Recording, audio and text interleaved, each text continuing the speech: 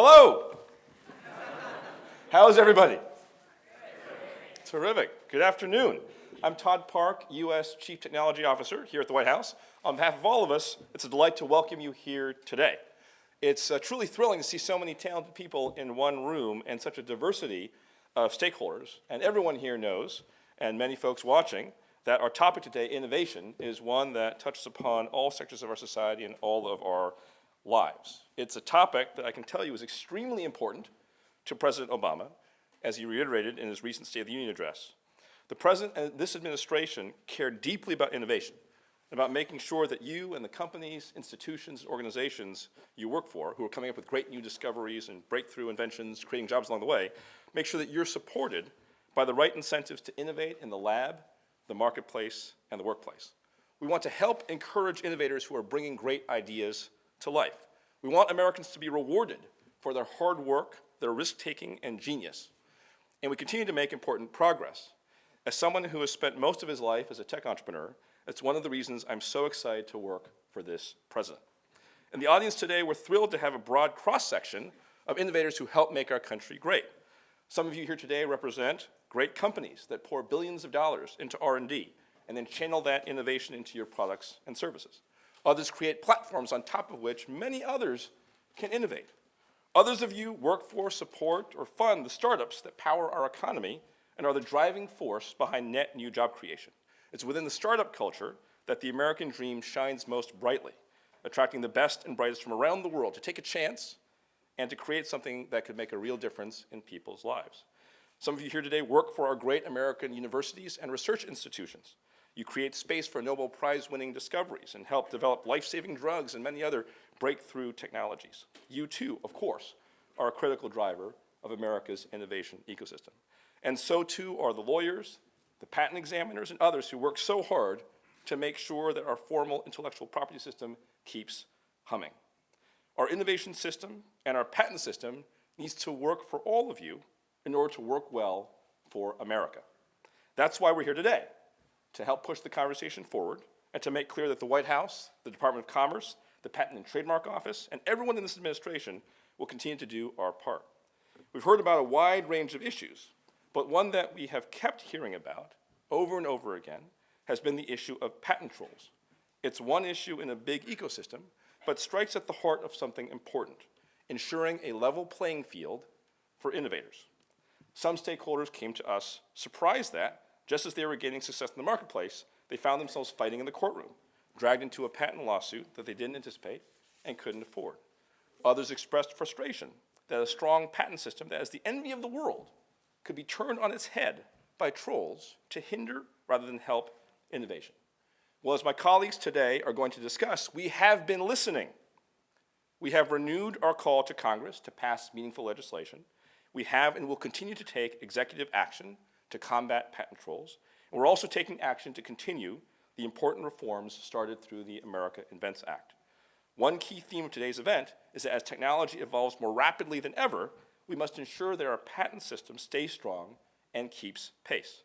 This isn't just about one sector or one stakeholder. It's about everyone. It's about companies like the two I co-founded and companies that have been around longer than I've been alive. We all have a role to play, and as you'll hear, today's announcements provide exciting new opportunities for everybody to do so. We'll all continue to take action together. We will continue to work to strengthen the patent system and strive to ensure it remains efficient, robust, and the envy of the world. We look forward to continue to work with you to help make America an even better place to innovate. And to discuss all this, we have a wonderful lineup for you today. You'll hear from Gene Sperling, Director of the National Economic Council, Secretary of Commerce, Penny Pritzker, and Patent Office Deputy Director, Michelle Lee. And now it's my great pleasure to turn it over to my friend, the President's Chief Economic Advisor and true champion of American innovation, Gene Sperling. Please welcome Gene.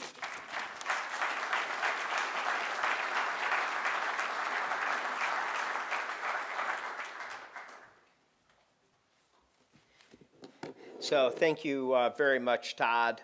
It's an honor to work with Todd. It's been great to see the progress Michelle Lee has made, the PTO. It's been just an incredible pleasure for me to work on so many different areas, from patents to manufacturing to skills training with our great Secretary of Commerce, Penny Pritzker.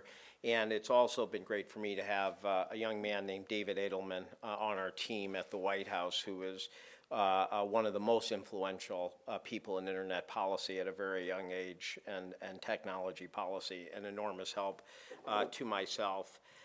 It is good to be here because also this is one of the times where we're actually in Washington talking about things that matter. Even when we're debating or disagreeing, we're actually talking about what is going to lead to more innovation and growth, as opposed to just partisan fights or symbolic issues or things where people are locked in stone. So even when I'm talking with people who disagree with us, we're having a discussion on what matters, on the economy, on innovation. So I really want to welcome all of you. It is, as Todd said, a diverse group of people here. You know, we have companies, individual inventors, we have representatives from retail, realtors, representatives of the trial lawyers, and more. This because it's a big issue. It has significant spillover effects, and it's not just about patent holders or the people being affected by patent suits. It's about our overall economy. Obviously, intellectual property is an issue that is important to this president. He cares about, you know, it affects our trade goals. It affects our investment strategy. It's essential to our economic strength. There are timeless constitutional protections involved, as those at the forefront of our innovation economy find new ways to create value around. IP-intensive industries account for over 1/3 of our nation's GDP, more than 60% of our exports, and nearly 28% of jobs. So it's a big deal. And the president made some announcements, you know, during the State of the Union. I will tell you, the State of the Union is very expensive policy real estate. It is. I'm really lucky. I've gotten to work on 14 different State of the Unions, and let me tell you, you just fight and compete like crazy with all your great friends in the other policy shops and everywhere to just land those few things that make it in. So it's not a small deal that the president chose to make his call for patent legislation one of the things that he put in the State of the Union. It reflects its importance to him, but it also reflects the fact that this is an area where we think there is hope for bipartisan action. So I'm going to talk about that in a second, but what the president always asks us to do on any issue that's important is what is the best legislation that we could pass, and then ask ourselves, what else can we do without legislation that can move in the same direction. The president, obviously this isn't the president's first time, as many of you know. Obviously the president signed the American Investment Act, the Leahy-Smith American Investments Act. We've seen progress since then. The backlog of patent applications down 25% since 2009, despite an average of 5% growth in filings. The time it takes for office action is down from 28 months to 17.5 months. That's good management. It's due to a lot of the leadership there, including Deputy Director Michelle Lee.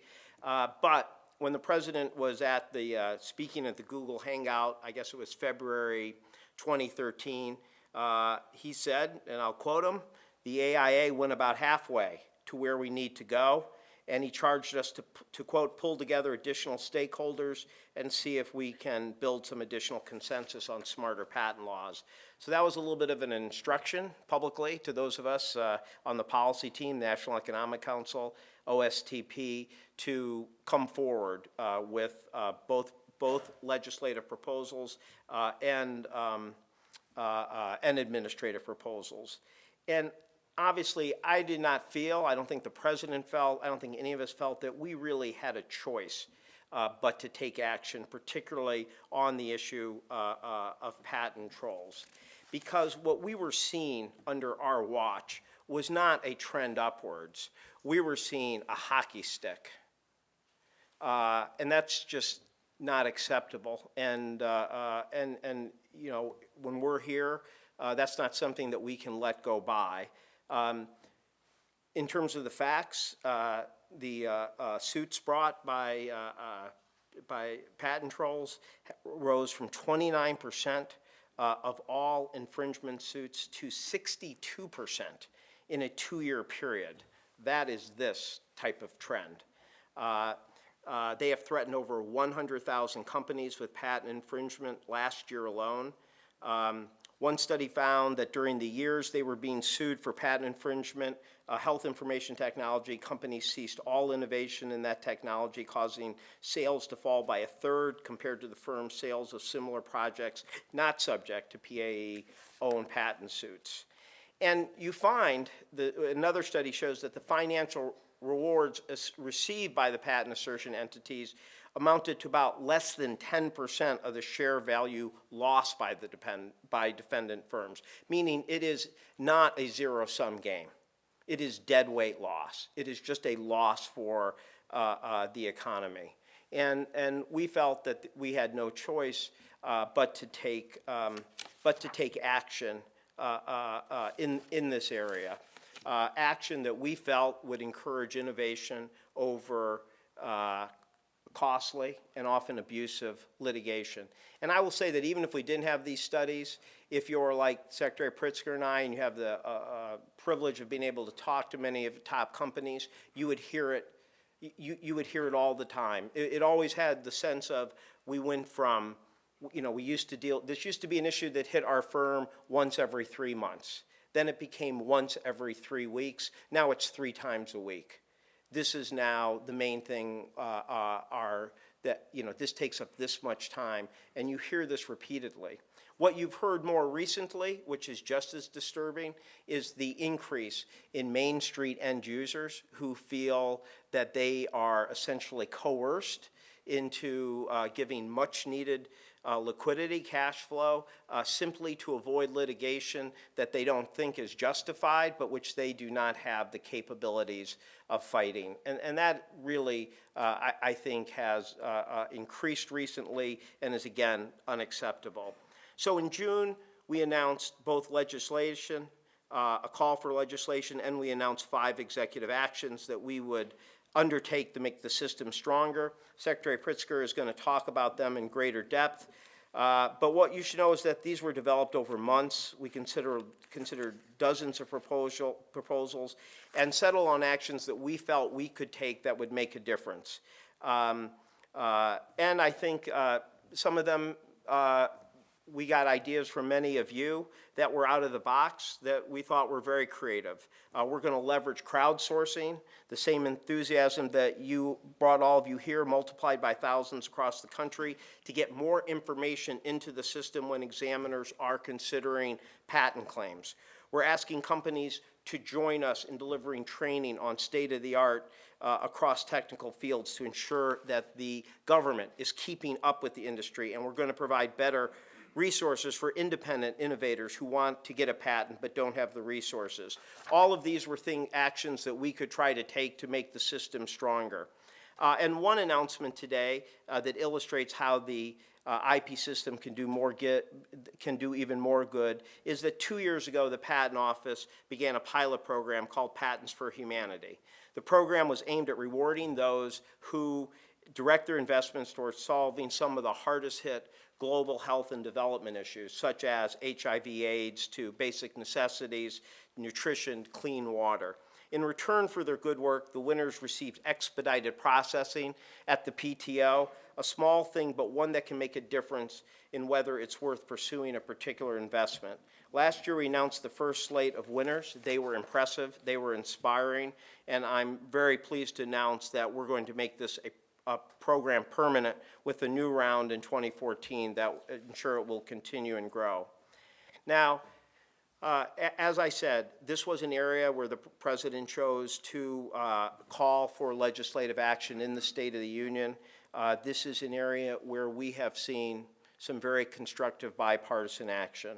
When the President put forward his legislative principles, we received positive public comments, not just from Chairman Leahy in the Senate, but Chairman Goodlatte in the House of Representatives. Likewise, as the bill was going through the House of Representatives, while, of course, we did not agree with everything in there, we worked in good faith and let it be known that we supported this effort to move forward and that the effort that Chairman Goodlatte and others did to pass a bill that was able to pass by the impressive margin of 325 to 91. I think that there's no reason that there shouldn't be that same ability to work together in the United States Senate. I think this is an area where you can see a sweet spot for bipartisan compromise. You know, we know, the people in this room know some of the issues that have to be worked on, but these should not be black or white issues. These should not be things that we are incapable of working together and finding compromise. I know that they're important issues, they're sensitive issues, but in an area like fee shifting, we can look at this issue in this particular context. It's not going to be about what our principles are for overall tax reform. We're looking in this area. And in this area, it's not black or white. There's ways of giving discretion that people can work on together. So I think what we want to say is we're not here to try to negotiate where that sweet spot for compromise is, but there is one, and there should be one, and this is a place where people of good faith should be able to find that. The same for business covered methods as well. Again, that's another area, but again, it's not a black or white issue. These are the types of things that those of us who come to Washington and work in policy should be able to say, we have differences, there are differences, but we should recognize where you're not dealing with such a strong fundamental difference that there is no ability to compromise. And so I think on behalf of Secretary Pritzker, the President, myself, we would like to see 2014 be a year where the President of the United States signs patent reform legislation that further strengthens our patent system and helps deal with the patent troll issue so that we are, again, making the overwhelming focus of our companies not how to either instigate or defend against costly and often abusive litigation, but to focus on the innovation that drives the American economy, leads to jobs, and helps us be the type of place that has not only growth, but growth that spreads, strengthens the middle class, and makes it more inclusive as well. So with that, let me turn the floor over to our leader on this issue, the Secretary of Commerce, Penny Pritzker.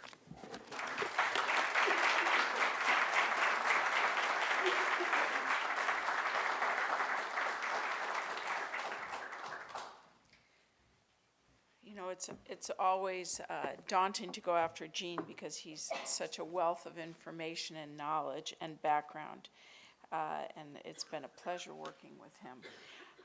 So thank you all for being here today. This is a very important issue, and we're pleased that we could have the opportunity for real dialogue with you. As some of you know, I spent 27 years in business before I became Commerce Secretary, and the companies that I launched and led often relied on intellectual property protection. So this is a world that I've lived with and maybe don't know in as depth as you do, but certainly have experienced in many fashions. I know firsthand that protecting and promoting our ideas-driven economy is essential to our economic growth.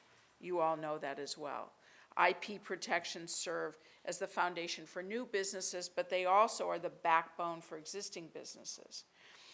IP protections help you attract capital and investors. And IP protections lead to a steady stream of investment in R&D and innovation here at home. So in short, America's intellectual property system is a catalyst for our thriving entrepreneurial spirit, which we all know is the envy of the world. As you know, the U.S. Patent and Trademark Office is part of the Commerce Department, very proudly part of the Commerce Department. Our PTO employees work every day to set the stage for American innovation to take root and grow, which is a key part of the department's Open for Business agenda that we rolled out in November at 1776, which is a local incubator. The Patent and Trademark Office traces its roots back to our Constitution. Article 1, Section 1, Clause 8 says, and I quote, "The Congress shall have the power to promote the progress of science and useful arts by securing, for a limited time, to authors and inventors the exclusive right to their respective writing and discoveries." Right there in the Constitution. President Washington himself signed the first patent. That patent went to Samuel Hopkins, who invented a new process for making fertilizer ingredient. That patent still exists in the collection of the Chicago History Museum in my hometown. So since then, about 8 million patents have been issued, and our intellectual property system has become the world's gold standard. But today, we must constantly look for ways to strengthen our intellectual property system. So in 2011, President Obama signed into law Leahy-Smith, the American Invents Act, the first major reform to our patent system in nearly 60 years. The law harmonized our patent laws with those of other countries. The law supported cost-effective alternatives to litigation in patent disputes and did many more things. But the president recognized that we still have more work to do, as Jean referenced. That's why last June, he issued 4 executive actions for the U.S. Patent and Trademark Office to build a smart intellectual property system for America's business and to reduce the threat that patent assertion entities, commonly called patent trolls, can often pose. So let me review those 4 executive actions so you're aware of them. The first executive action called for more transparency in patent ownership. On January 24th, we published a proposed new rule to require patent holders to be public about who really owns a patent. This will have many benefits: a better competitive environment, more tech transfer, disincentives for abusive litigation, and more. The second executive action tightened the level of scrutiny on patent claims that are too broad, particularly software patents. We beefed up training for patent examiners with clearer guidelines to ensure the quality of our patents. In the third, we're helping Main Street businesses and citizens who unexpectedly find themselves facing patent litigation. Today, the Patent and Trademark Office is launching a new online tool that will help consumers and businesses who face litigation understand their rights and get the answers that they need. The fourth executive action stepped up efforts with research and outreach. We are expanding a program for scholars who will study patent litigation issues. And with regards to outreach, we'll engage with more trade associations, business groups, advocacy organizations, and civil society leaders, people like yourselves, to help you navigate the patent system and to ensure that our programs are keeping pace with industry. So overall, the goal of these actions is clear: to encourage innovation, not litigation. America's entrepreneurs and businesses want to focus their time and resources on R&D, on growth, on hiring, not wasting money in our courtrooms. So why is it so important for the federal government to be proactive in this area? Consider this. In 2012, economists at the Commerce Department studied what we called IP-intensive industries. We found that those industries count for over 1/3 of our nation's GDP, more than 60% of our exports, and nearly 28% of our jobs.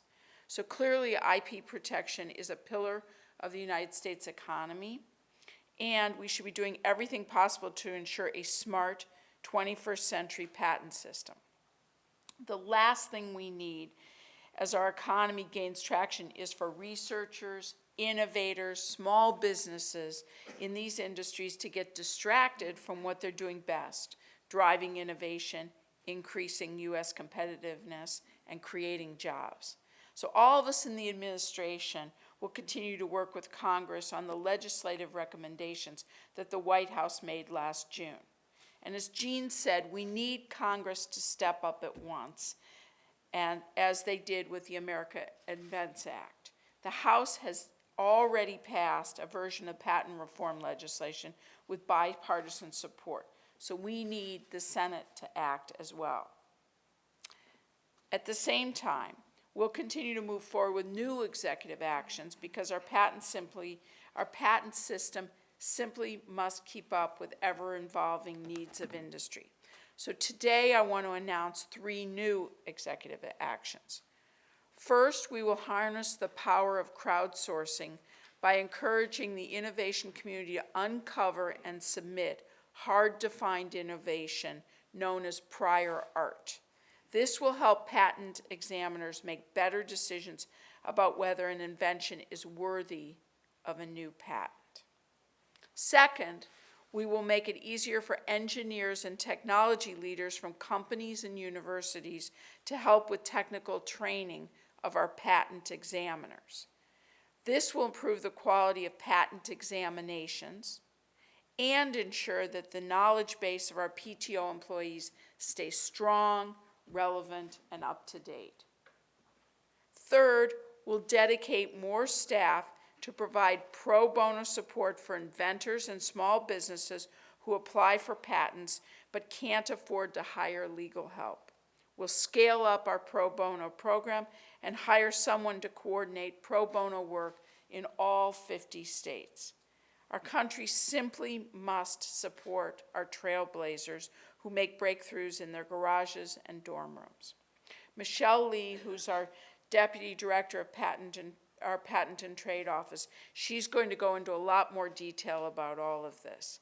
But in closing, let me emphasize that the Commerce Department will continue to champion American innovation. And we're 100% committed to serving our customers, entrepreneurs and businesses like yourselves, who drive innovation. Let's continue to create an environment where good ideas can turn into job-creating companies. Let's set the stage for more innovation, not litigation, and let's continue to ensure the United States remain the world's strongest, ideas-driven economy in the 21st century. So thank you very much, and now I'm going to turn the floor over to Michelle Lee.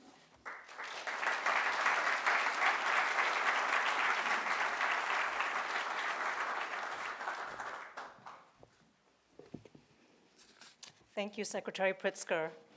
I'm pleased to be here today with the Secretary, with Director Sperling, and with Chief Technology Officer Park to discuss what we collectively are doing to advance this nation's innovation economy. That task is at the core mission of the United States Patent and Trademark Office. We do so by issuing the highest quality patents possible, by adding ever more transparency into our patent system, and by leveling the playing field for all players, large and small. The USPTO is approaching its 225th anniversary next year, and throughout the agency's history, our focus has not wavered. Our commitment was, is, and will be to do everything we can to help foster an intellectual property system that provides American entrepreneurs with the incentives they need to innovate, the tools they need to produce and protect their creative output, and the certainty they need to seek investments and balance risk while developing new technologies that benefit all of us. Even before the President's call to do more patent reform last year, the USPTO had efforts underway to improve the patent quality and metrics, to enhance examiner training with input from industry experts, and to weed out troublesome patents through post-grant review proceedings newly introduced by the America Invents Act. Furthermore, ever since the administration's announcement on June 4th, 2013, as my colleagues before me noted, the USPTO has been hard at work implementing 4 executive actions, which I am excited to share with you the progress that we have made to date. Executive action item number 1. The first executive action aims at bringing greater transparency of patent ownership information to the public. To this end, the USPTO has published and begun its rulemaking process and published a proposed rule. Under our proposed rule, which reflects significant input from the public, the USPTO will collect patent ownership information for a patent application or a patent and make that information available to the public via our website. The result will be increased transparency aimed at enhancing competition. After all, if a business can go to the USPTO website and find out who owns what patents, they can more easily and efficiently allocate their precious R&D dollars to avoid infringement or to design around the patent. It also helps facilitate technology transfers. After all, if you could go to the USPTO database, look up again who owns what patents, you can more easily go to the appropriate entity to obtain a license or to purchase a patent. It helps to ensure the highest quality patents possible at the PTO, because now, under the America Invents Act, ownership information, or who owns or who has common ownership, is a key factor in consideration in what is considered prior art. And finally, it helps level the playing field for innovators. We are now collecting input from the public on the proposed rule, and we're pleased to announce today that there will be 2 public events, one in our Alexandria, Virginia headquarters on March the 13th, and another in San Francisco, California on March 26th, where we hope to receive your input on this proposed rule on transparency. Executive action item number 2.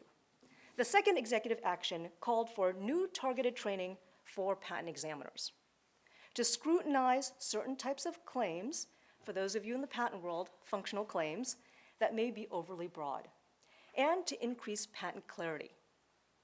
We have since implemented a multi-phase training program at the United States Patent and Trademark Office for all examiners to do just this. In addition, in the coming weeks, we will launch a pilot program that uses glossaries to define terms in a patent, with the goal of further promoting patent clarity. We have also conducted numerous public engagements to share ideas, feedback, experiences, and insights on further ways to improve patent quality, particularly for software-related patents, such as through our 4 very well-attended software partnership roundtables that have been held across the country within the past year. We recognize that a patent with clearly defined boundaries provides notice to the public to help it avoid infringement, as well as avoiding costly and needless litigation down the road when the patent is in litigation. Executive action item number 3. I'm very pleased to announce, as Secretary Pritzker mentioned, today the culmination of the 3rd executive action, calling for new education and outreach to assist those receiving a patent infringement letter.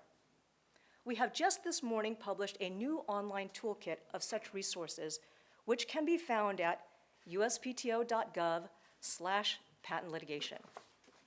These resources will help level the playing field for smaller Main Street retailers and consumers, those who are not steeped in patent law or who cannot afford to hire a team of patent attorneys, with a variety of complementary resources.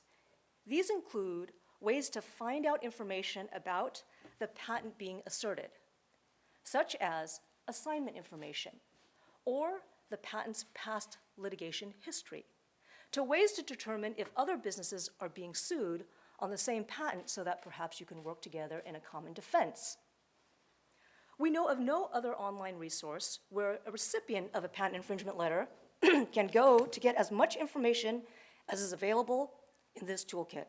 And importantly, the new online toolkit features a 2-way communication stream so that the public can assist us in identifying additional, and we hope even better, resources for all to use.